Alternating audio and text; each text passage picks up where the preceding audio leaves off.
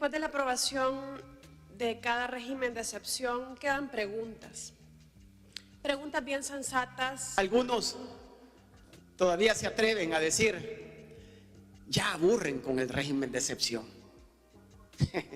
¿Puede haber paz cuando las escuelas no tienen condiciones para educar a los ciudadanos del futuro, para que ya no se siga reproduciendo la violencia? Claro, ellos nunca vivieron lo que muchos salvadoreños estaban viviendo, ese infierno que muchos salvadoreños estaban viviendo. Hay mucho por hacer, hay mucho pendiente. El pueblo sigue esperando y el pueblo viene incluso a la Asamblea Legislativa. Son 800 días sin asesinatos a manos de los terroristas pandilleros. 800 días. Se dice fácil, ¿verdad? ¿Cuándo va a haber mayores fuentes de empleo? ¿Cuándo se va a mejorar el mercado que hace tiempo se está esperando?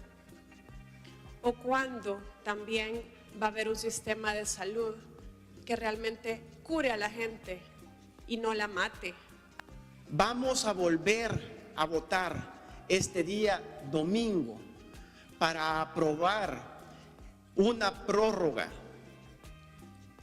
de esa herramienta que nos da la Constitución de la República llamada régimen de excepción.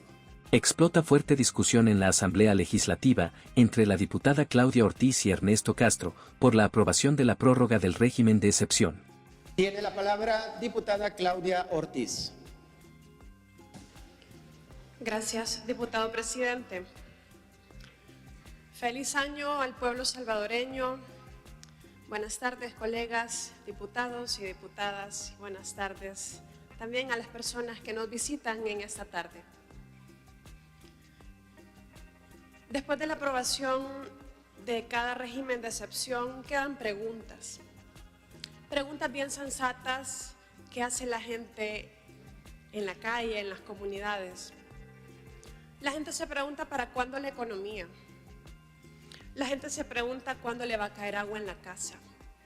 La gente se pregunta cuándo va a caer agua en las escuelas. La gente se pregunta cuándo sus hijos van a poder acceder a una vivienda digna. También la gente en las comunidades se pregunta cuándo van a venir a reparar la calle de la colonia, cuándo van a poner el alumbrado público en la comunidad. La gente se hace preguntas bien sensatas. ¿Cuándo va a haber mayores fuentes de empleo? ¿Cuándo se va a mejorar el mercado que hace tiempo se está esperando?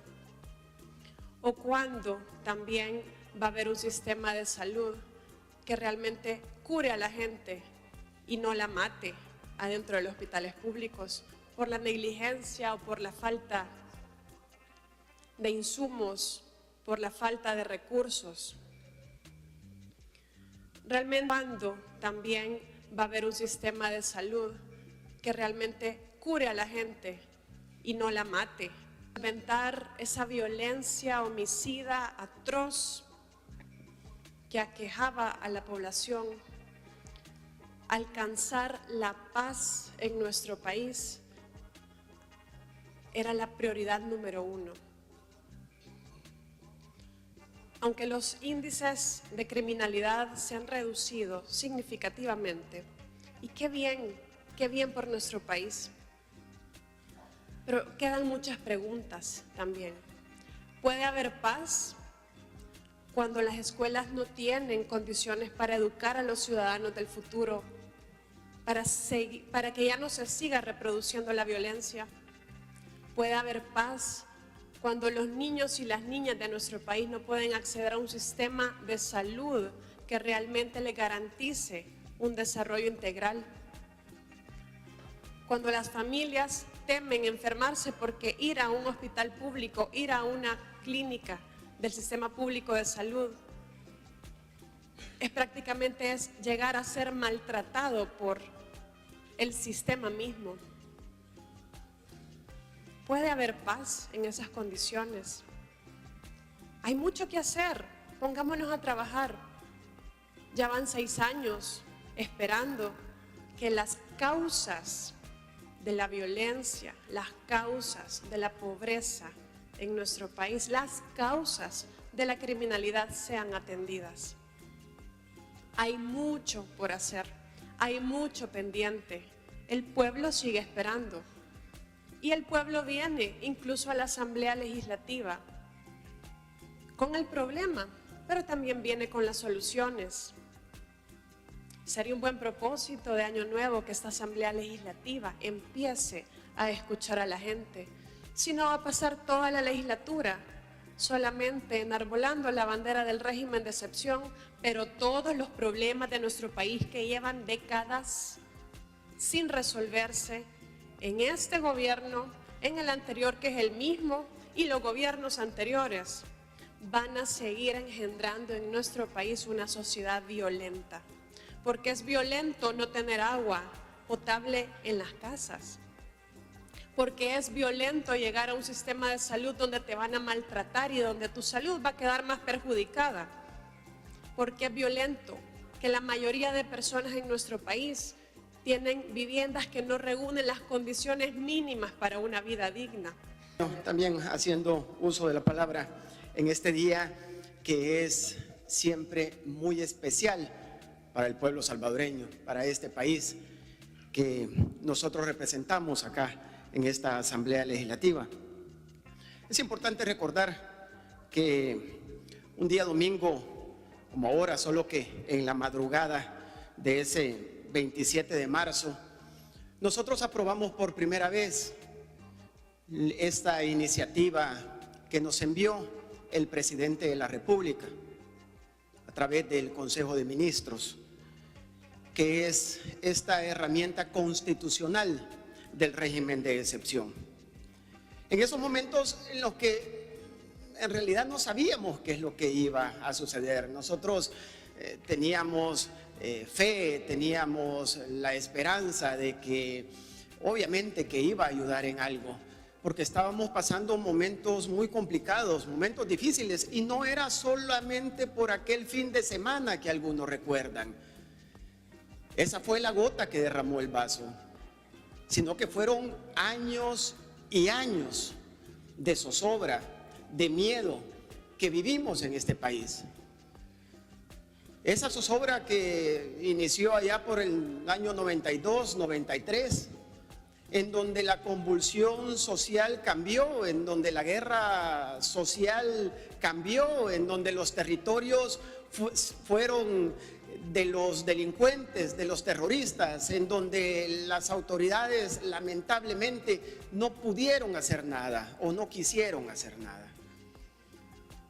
Al final los resultados fueron de más de 120,000 asesinatos por culpa de las pandillas, en manos de las pandillas, de los terroristas pandilleros. Y ese 27 de marzo del 2022 marcó un antes y un después en la historia de este país. En ese momento no nos dábamos cuenta de lo que estábamos viviendo, de lo que estaba a punto de suceder.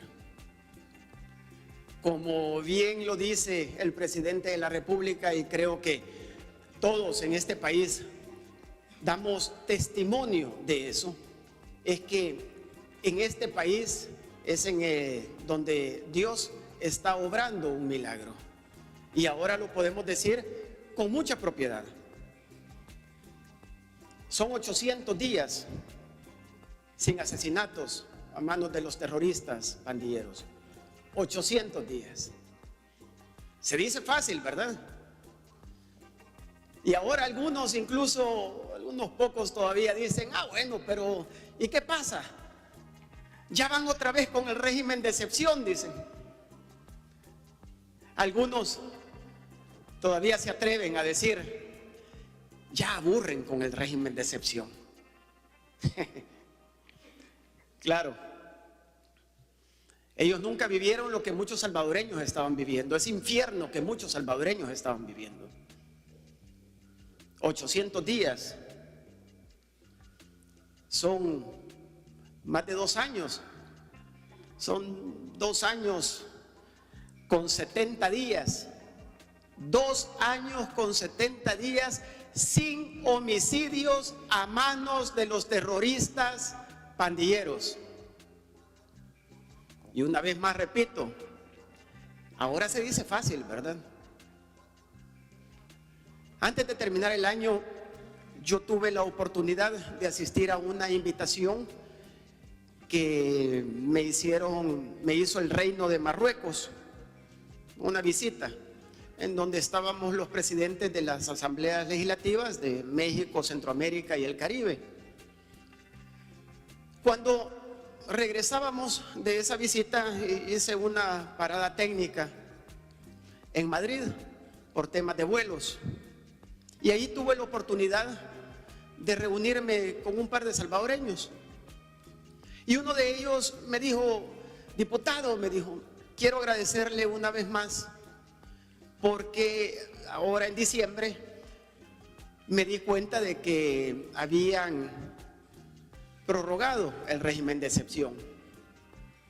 Y quiero agradecerle, me dijo, porque hay personas que todavía no logran entender lo que algunos hemos vivido, me dice.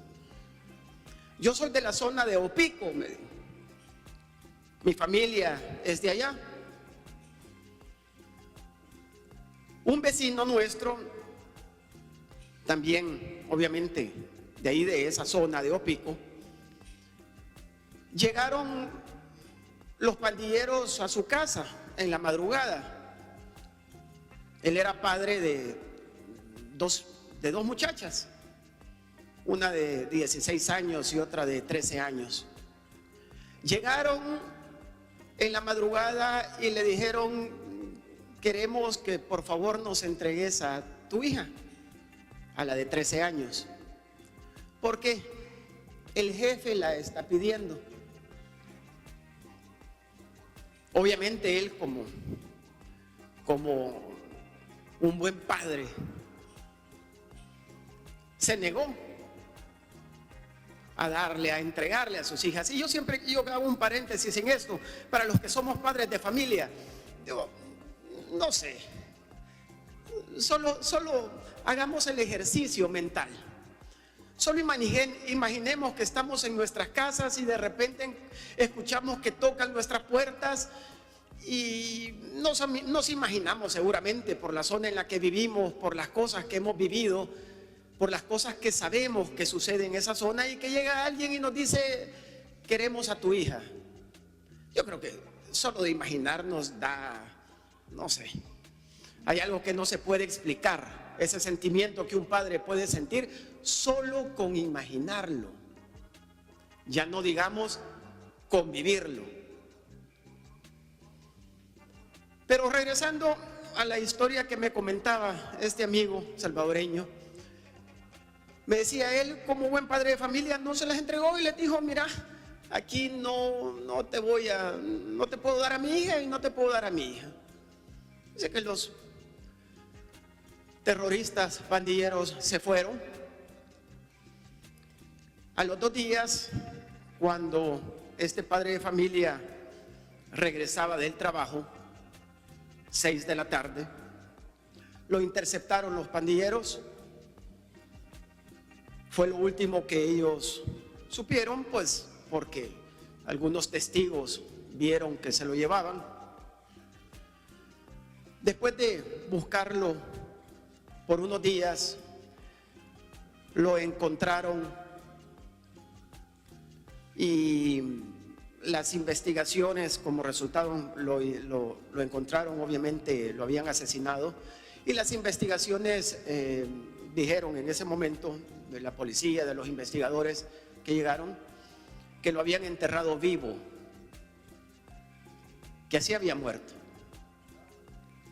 Esas no son historias de ficción o sacadas de un libro. Estos no son cuentos. Son historias de la vida real de este país que se vivieron por miles. La mamá y las 2 niñas tuvieron la oportunidad de huir de sus casas,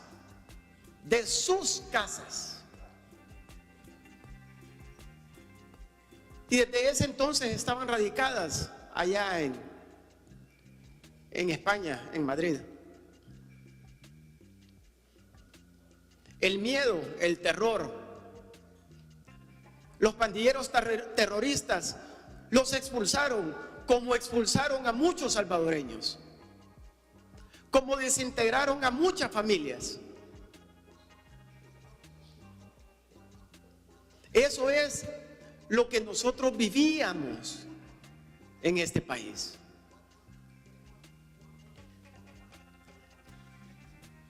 Es increíble cómo, porque no puede haber otra explicación, es cómo Dios ha bendecido a nuestra tierra. Si es que estar hablando de esto hace 5 años, yo creo que alguien se ponía a reír y decía: deja de estar hablando cosas, hombre, si eso es imposible. De hecho, eso lo decían. Hace poco tuve la oportunidad de ver una vez más un reportaje en donde venían los organismos internacionales con altas autoridades también nacionales, ministros, encargados, incluso presidentes que estaban involucrados, en donde hicieron esos diálogos con las pandillas, en donde los llevaban, en donde les daban conferencias, donde les otorgaban conferencias de prensa, donde les daban una gran cobertura, en donde ellos llegaron a tener acuerdos, como por ejemplo poder tener llamadas desde las celdas, poder tener televisores, poder organizar fiestas dentro de los penales, tener ese tipo de privilegios. Y aún así ellos dentro de los penales eran los que mandaban, ordenaban, planeaban la mayoría de asesinatos que se daban a diario en este país. Yo no puedo entender cómo hay salvadoreños que ahora ven como poca cosa que nosotros ya no amanecemos todas las mañanas con esas portadas en los periódicos en donde dicen 10, 20, 30 asesinatos en manos de los terroristas pandilleros diarios. Yo no puedo entender cómo alguien ahora vea como menos eso. Es un milagro que aún estamos viviendo,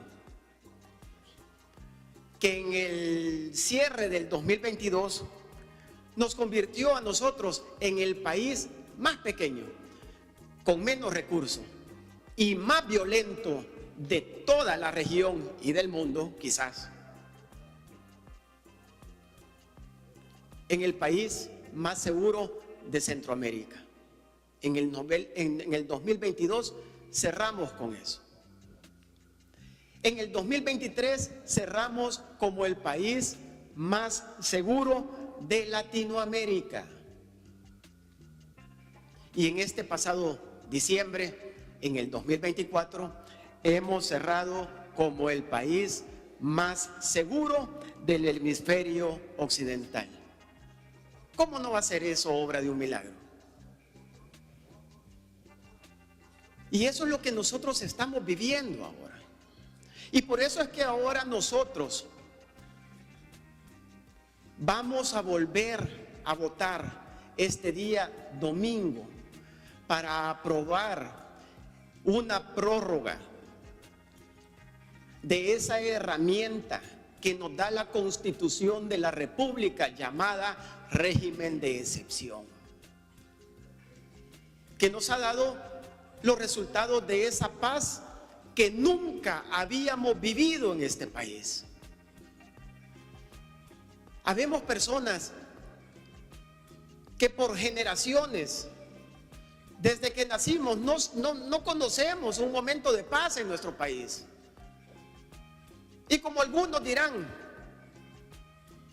bueno, pero mire, si es que en este país hay mucho por hacer, si no se trata solamente del régimen de excepción, no se trata solamente de la paz, como que que ya no sigan matando salvadoreños, el que ya no sigan violando niñas, el que ya no sigan extorsionando, el que ya no sigan asesinando sobre todo de la manera como lo hacían, como la última narración que me hicieron de esos hechos reales que sucedieron en este país, que habían enterrado vivo a una persona por no querer entregar a su hija. ¿En cuántos hogares llegaron y asesinaron a mujeres embarazadas, a niños, a personas de la tercera edad? El bus que detuvieron y que quemaron a toda la gente que iba adentro, que son de las cosas que, quizás de esas cosas que más noticia causaron, pero no fueron las únicas que sucedieron. De eso es que nosotros venimos. Y eso es lo que ya cambió. Y obviamente nosotros estamos en un país donde tenemos muchísimas cosas que cambiar, muchísimas cosas que mejorar. Es que nadie ha dicho que el trabajo ya terminó. Al contrario, ahorita, con esta coyuntura que estamos viviendo, gracias a Dios y gracias al pueblo salvadoreño, esa coyuntura y esos resultados que al final se transmiten en la paz que estamos viviendo ahora en nuestros territorios, es momento de trabajar. Es como en el campo, antes de sembrar hay que quitar la maleza, hay que quitar todas las impurezas de la tierra, hay que arar el campo para comenzar a sembrar. Esa siembra en la que esperamos que tenga frutos en el futuro. Esa siembra que hay que cuidar, que hay que regar, para lograr tener esos resultados y esos frutos que esa cosecha espera. Y esto es lo que está pasando en nuestro país. Ahorita estamos en el momento de sembrar, en el momento de cultivar, de cuidar lo que se ha hecho. Muchísimo trabajo tenemos por hacer. Esto apenas comienza. Este es un trabajo y una etapa que primeramente Dios la continúen generaciones incluso después de nosotros. Por eso es importante las bases que se están formando ahora, esas bases sólidas, en las que yo estoy seguro que ningún salvadoreño está en contra de eso. Vamos a seguir discutiendo sobre muchos temas más en este país. Eso estamos seguros. Y vamos a ir paso a paso reconstruyendo ese desastre que nos dejaron, ese desastre que nos heredaron. Y tenemos que ver para adelante. Tenemos que continuar. Y tenemos que aprender que así como nos unimos como país con este tema del régimen de excepción para lograr la paz que ahora estamos viviendo, si nosotros también nos unimos con tema de país para muchas cosas más, vamos a salir adelante. Después de haber salido adelante hasta este día, de ese infierno, literalmente hablando, en el que vivíamos, ¿cómo no vamos a salir de cualquier otro problema que tengamos o de cualquier otro tema que tengamos nosotros por solucionar aquí en este país? Por supuesto que lo vamos a hacer. Es importante, y también quiero aprovechar a hacer un llamado a todas las comunidades, a todos los territorios, que no permitan que los pandilleros regresen a esos territorios. Que recuerden que también de una manera confidencial y anónima lo pueden hacer, pueden poner una denuncia haciendo una llamada al 123, en donde no les van a preguntar quiénes son, cómo se llaman, no les van a preguntar ningún dato, de una manera confidencial y anónima. Cuando vean que algunos de estos raros, como alguna colega diputada también lo demostraba incluso con las noticias de esos que estaban escondidos en un tatú prácticamente abajo de la tierra, a esos 2 terroristas que lo fueron a sacar de ahí. Que más de alguno que quiera otra vez volver a los territorios y querer otra vez amenazar a la gente. En ese momento la comunidad tiene que unirse, háganlo por ustedes, háganlo por sus hijos, háganlo por los que no pudieron vivir lo que ahora estamos viviendo, por todos esos que pagaron con su vida la paz que ahora estamos disfrutando, gracias a Dios. No podemos dar un paso atrás. Y por eso nosotros, como diputados de la República, estamos aquí para no dar un paso atrás de lo que hemos alcanzado y para seguir trabajando en todo lo que este país necesita. Es por eso que, al igual que la mayoría de ustedes, colegas diputados, lo ha mencionado, también yo estoy acá para dar mi voto en nombre del pueblo salvadoreño, por mandato del pueblo salvadoreño. Es que yo voy a dar mi voto para continuar con estos logros y esta paz que hasta este día, gracias a Dios, hemos logrado. Así que una vez más, sintámonos orgullosos, colegas diputados, por ser parte de esta historia en este país.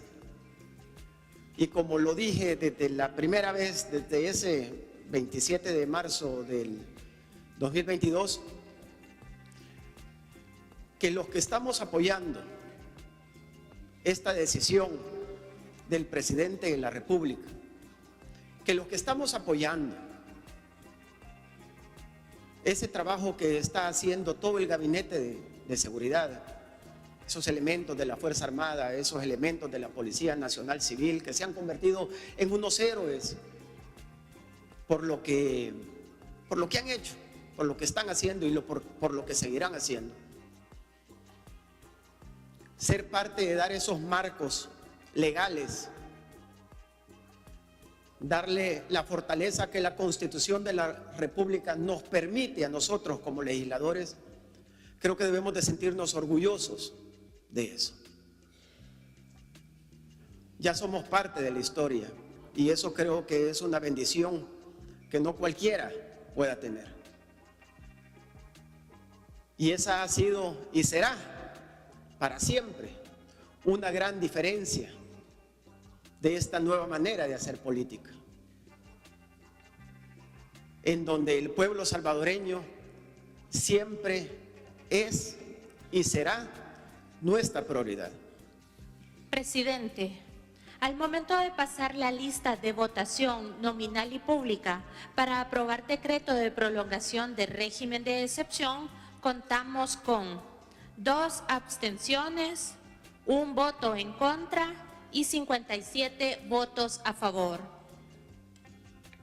Habiéndose realizado la votación nominal y pública, el resultado es el siguiente: 2 abstenciones, 1 voto en contra y 57 votos a favor. Por tanto, con 57 votos a favor, queda aprobada la iniciativa del presidente de la República por medio del Consejo de Ministros. En el sentido se prolongue el régimen de excepción en todo el territorio nacional por el término de 30 días a partir del 6 de enero del año 2025. Muchísimas gracias, colegas diputados.